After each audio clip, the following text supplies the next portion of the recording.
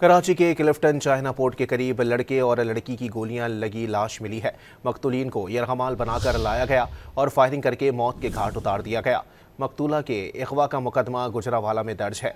Police ने शुबह जाहिर किया है कि वाकया गैरत के नाम पर कत्ल का शाखसाना हो सकता है। कराची के क्लिफ्टन चाइना पोर्ट के करीब लड़के और लड़की की गोलियां लगी लाश मिली है।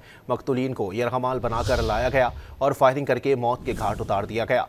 मकतूला के अगवा का मुकदमा गुजरावाला में दर्ज है।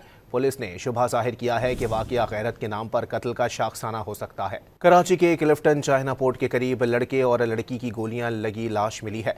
मकतूलीन को यरगमाल बनाकर लाया गया और फायरिंग करके मौत के घाट उतार दिया गया। मकतूला के अगवा का मुकदमा गुजरावाला में दर्ज है। पुलिस ने शुबह जाहिर किया है कि वाकया गैरत के नाम पर कत्ल का शाखसाना हो सकता है। कराची के क्लिफ्टन चाइना पोर्ट के करीब लड़के और लड़की की गोलियां लगी लाश मिली है। मकतूलीन को यरगमाल बनाकर लाया गया और फायरिंग करके मौत के घाट उतार दिया गया। मकतूला के अगवा का मुकदमा गुजरावाला में दर्ज है। पुलिस ने शुबह जाहिर किया है कि वाकया गैरत के नाम पर कत्ल का शाखसाना हो सकता है।